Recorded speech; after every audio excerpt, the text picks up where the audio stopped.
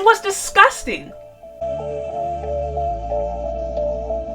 It's about time that we start to expand the conversation when it comes to domestic abuse and sexual abuse and verbal abuse. We as a society in the West have been trained to look at the abusers as exclusively male, and in many instances to assume that the abuser is going to be male. And usually we will point to nature, men having testosterone, men naturally being more aggressive, more prone to violence, things of that nature. But the problem with that framing is that in an effort to protect women, there has never really been a language for men to be able to not only articulate if they've been abused. When some of these men come forward, or so often when some of these boys come forward and try to express their trauma or try to find a language, many of the times they are not even given the right to say that they themselves can be victims. There is no collective empathy for men, simply because we haven't introduced a narrative that suggests that this is something that's dangerous, problematic, or hurtful. We don't even have space for the kind of psychological trauma these experiences can have that justify counseling. My job was to teach a course to 14 to 16-year-old boys who were court ordered to get their GEDs in my class. Nobody had actually sat down and asked them what they'd experienced. When I got them to talk about the things that impacted them the most, what they talked about was being sexually violated. There was no framework for this.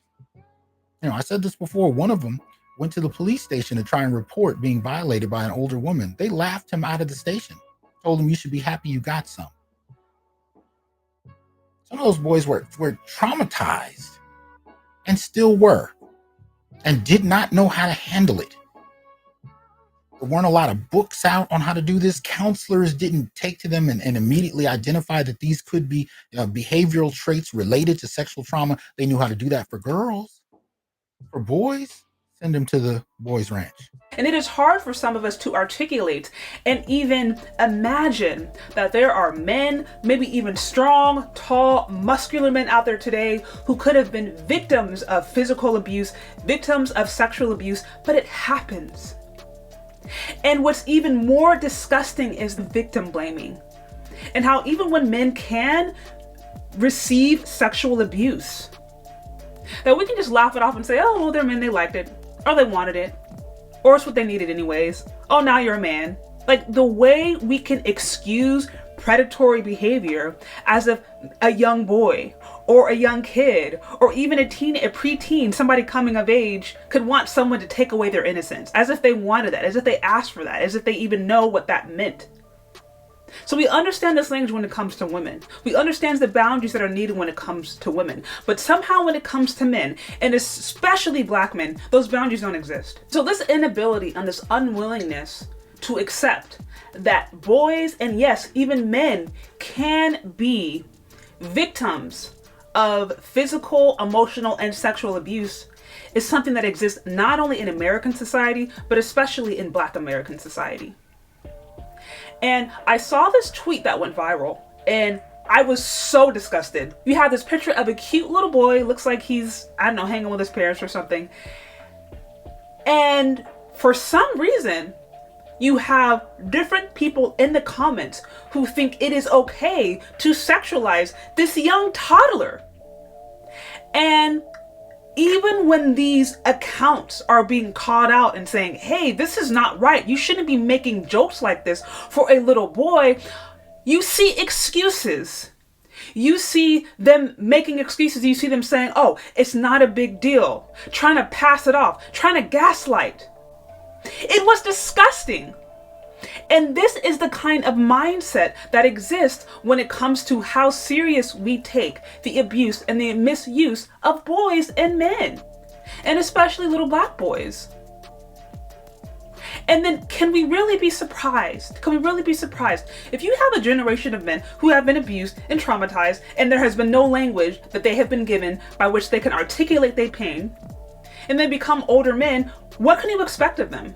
Can you really be surprised when there's issues, when there's breakdown in communication?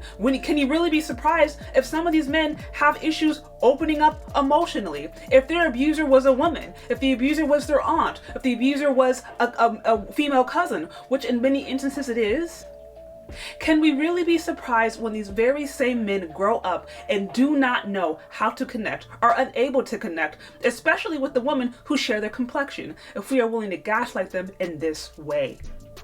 It's unacceptable. Because if that had been a little cute brown-skinned girl, all hell would have broken loose. And the only reason those accounts can still be up today was because it was a little black boy. And quite frankly, no one values the innocence or purity of a boy, and especially a black boy in America. Nobody does. We as women don't start to value the innocence and the purity of these boys and let them know that their experiences also matter. Then can you be upset when these little boys grow up and walk away? 1 out of 5 black men have experienced sexual abuse. And honestly, I wouldn't be surprised if it's more, because there's many today who don't even know how to articulate the experiences that they have had. And if we continue a culture of pacifying when women abuse, or pacifying when women do things that are clearly inappropriate, then this issue is not going to be changed. And there used to be a time where abuse was exclusively associated with men, especially sexual abuse. But that's just simply not the case. We're seeing more and more instances of teachers abusing little kids and women abusing kids of all walks of life. We're seeing it. If we don't start to expand our understanding and recognize that there is sickness, there are sick human beings, men and women, if there's not a willingness to be just as concerned when boys and men express their experiences with sexual abuse or domestic abuse or anything, if there's not a willingness to be just as concerned and just as serious, then you'll continue to see these young boys be casualties of this abuse. And those young boys will grow up and become men. Some of them may become abusers themselves. Some of them may not be abusers, but they'll live very broken lives. They may have a hard time emotionally connecting. They may have a hard time sustaining relationships. They may have fear and anxiety, depression, all of these things, because no one was willing to validate their experience. We have got to do better. We've got to do better.